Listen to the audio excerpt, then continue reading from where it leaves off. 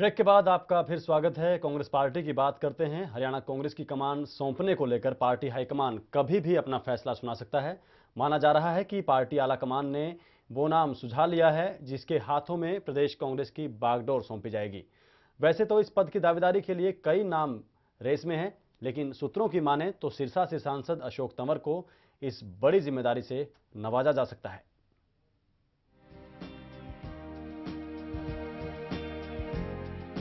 पंजाब में फेरबदल के बाद अब हरियाणा कांग्रेस अध्यक्ष की चर्चा जोरों पर है।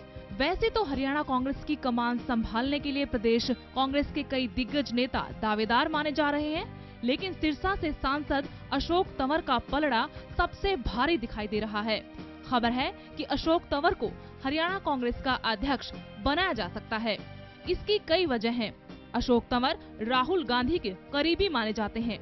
अशोक तंवर युवा नेताओं में आते हैं और अब तक अशोक तंवर प्रदेश कांग्रेस के किसी भी गुट में शामिल नहीं हुए हैं।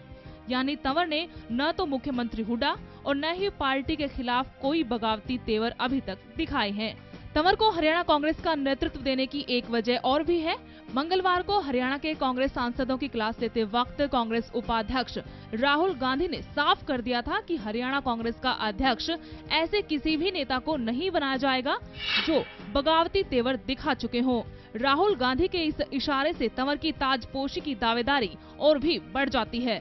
इतना ही नहीं, जब गुड़गांव से सांसद राव इंद्रजीत सिंह ने रैली कर हुड्डा को ललकारा था और केंद्रीय मंत्री कुमारी सैलजा ने उनका समर्थन किया था, उस वक्त अशोक तंवर ने इसे व्यक्तिगत आरोप बताकर तालमेल बिठाने की कोशिश की थी।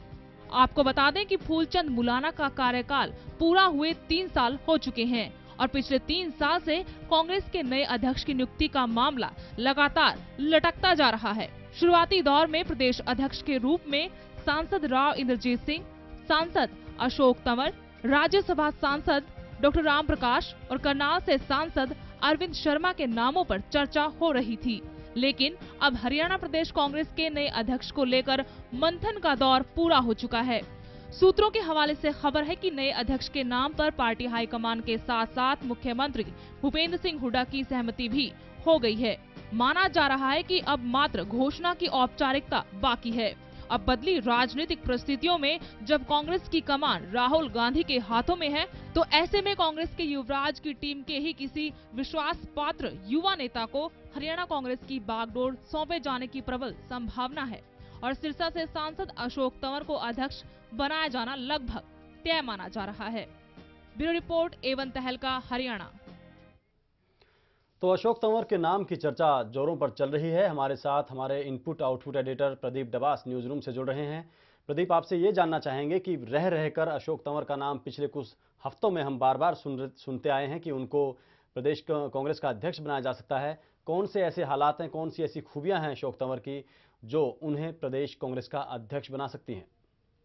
देखिए दीप कमल, बिल्कुल रह रहकर अशोक तंवर के नाम पर चर्चाएं आ रही हैं, उनका नाम सामने आ रहा है प्रदेश अध्यक्ष पद को लेकर।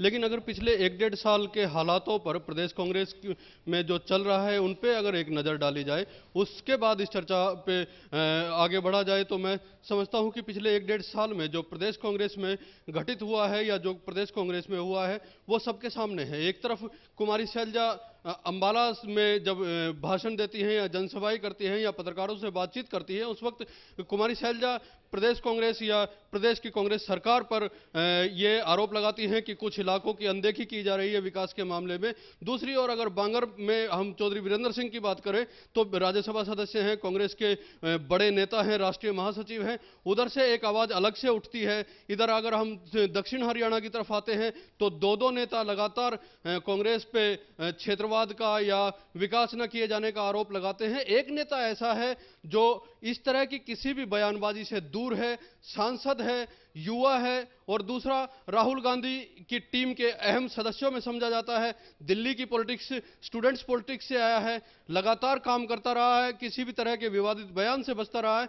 अशोक तंवर के नाम को लेकर चर्चा जब से होनी शुरू हुई है, ये एक निर्विरोध रूप से हम कह सकते हैं कि अगर अशोक तंवर के नाम पे चर्चा होती है और उनके नाम को आगे बढ़ाने की कोशिश की जाती है, तो शायद कोई भी प्रदेश कांग्रेस में ऐसा नेता नहीं है जो उनके नाम का विरोध कर सके। खुद राहुल गांधी ने जब परसों सांसदों के साथ, प्रदेश के 13 सांसदों के साथ जब मीटिंग की थी, बैठक की थी और प्रदेश कांग्रेस के हालातों को जानने की कोशिश की थी, उस वक्त भी सांसद अशोक तंवर ने एक पॉजिटिव रुख सामने रखा था। उनका कहना था कि प्रदेश कांग्रेस को आगे बढ़ाने के लिए तमाम मजबूतियां लाने की जरूरत है। और जब अशोक तंवर के साथ साथ दूसरे सांसदों से राय जानने की कोशिश की थी, तो कुमारी शैलजा जो केंद्र में मंत्री हैं और राव इंद्रजीत जो गुड़गांव से सांसद हैं और पूर्व में पिछले अपने टेन्योर में वो राज्य मंत्री रहे हैं केंद्र में, उन दो सांसदों की ओर से कोई भी जवाब या सवाल नहीं किया गया था। उन दोनों सांसदों की ओर से किसी तरह की कोई प्रतिक्रिया नहीं दी गई थी। उसके बाद जो खबरें उस मीटिंग से सामने आई हैं, उसमें राहुल गांधी ने, पार्टी के उपाध्यक्ष ने साफ साफ कहा था कि पार्टी के खिलाफ काम करने वाले या प्रदेश सरकार के साथ पार्टी के खिलाफ बोलने वाले या प्रदेश सरकार के साथ संतुलन बनाकर ना चलने वाले किसी भी व्यक्ति को कांग्रेस हरियाणा में कोई पद देने की स्थिति में नहीं है या विचार नहीं किया जा सकता। क्योंकि जी प्रदीप, आपसे इसमें यह भी जानना चाहेंगे कि जो अशोक तंवर है, पिछले कुछ महीनों और पिछले सालों में उनका बड़ा संतुलित व्यवहार रहा है। वो मुख्यमंत्री के साथ हमेशा खड़े दिखाई दिए हैं और उनको पार्टी आलाकमान का आशीर्वाद तो प्राप्त है ही, राहुल गांधी की टीम में वो गिने जाते हैं। लेकिन देरी क्यों हो रही है? अगर उन्हें ये ताज पहनाया जाना है तो बार बार सिर्फ नाम आकर और चर्चा शुरू होकर बात रुक क्यों जाती है? कौन सी ऐसी हालात हैं जो अशोक तंवर को प्रदेश कांग्रेस का अध्यक्ष बनने से रोक रहे हैं? दीप कमल, बिल्कुल सही कहा आपने। कौन से ऐसे हालात हैं जो अशोक तंवर को प्रदेश अध्यक्ष बनने से रोक रहे हैं? मैं आपको बताऊं कि 2009 में जब चुनाव हुए थे और उस चुनाव में कांग्रेस पार्टी की जो 68 से सीटें घटकर 40 हुई थी और 40 में भी जब पार्टी के प्रदेश अध्यक्ष फूलचंद मौलाना अपना इलेक्शन भी हार गए थे और उस हार की जिम्मेदारी लेते हुए उन्होंने अपने पद से इस्तीफा दे दिया था। उसके बाद इस्तीफा देने के बाद फूलचंद मौलाना को यह कहा गया था कि आप जब तक किसी नए अध्यक्ष की नियुक्ति नहीं हो जाती, आप कार्यकारी अध्यक्ष के रूप में काम करते रहेंगे और पार्टी की बागडोर आपके हाथ में रहेगी जब तक किसी नए अध्यक्ष की नियुक्ति नहीं की जाती है। आपको बताऊं दीप कमल, कांग्रेस की जो परंपरा रही है और कांग्रेस में जो एक व्यवस्था रही है, उस ये मान के चला जाता है कि राज्यों में भी जो है पार्टी आलाकमान का हस्तक्षेप होता है और जो भी फैसले, चाहे वो अध्यक्ष पद को लेकर हो और दूसरे पार्टी के तमाम बड़े फैसले जो लिए जाते हैं वो आलाकमान की ओर से ही लिए जाते हैं, दिल्ली से ही लिए जाते हैं। अगर सीधे सीधे शब्दों में कहें तो 10 जनपद का भी इसमें कहीं ना कहीं या कांग्रेस ऑफिस का भी इसमें कहीं ना कहीं काफी हस्तक्षेप होता है और नीतियां वहीं से निर्धारित होती है कांग्रेस को चलाने को लेकर। और जब सोनिया गांधी जब तक खुद ये सारा काम देख रही थी अपनी व्यवस्थाओं के चलते, उनके बिजनेस के चलते, हो सकता है कि इन व्यवस्थाओं में थोड़ी सी देरी हुई है। फूलचंद मौलाना को यह कह दिया गया था कि आप कार्यकारी अध्यक्ष के रूप में बने रहेंगे जब तक नई नियुक्ति नहीं होती, और नई नियुक्ति होने में स्वाभाविक है देरी होती है।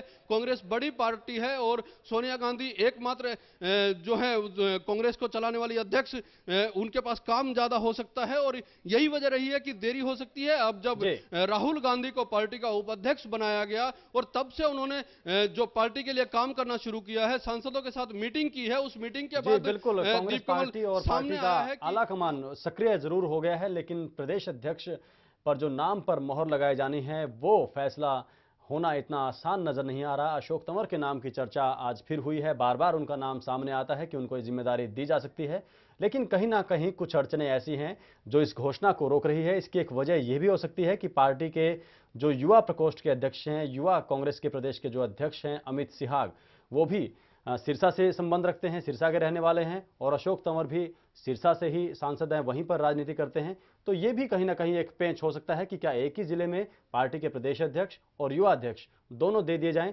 इसके अलावा और भी पहलू हैं जिन पर विचार लगातार चल रहा है। एक छोटे से ब्रेक के लिए यहां रुकते हैं। ब्रेक के बाद हरियाणा टुडे में बात करेंगे जाट नेताओं की, जो एक बार फिर आंदोलन कर रहे हैं आरक्षण की मांग को लेकर।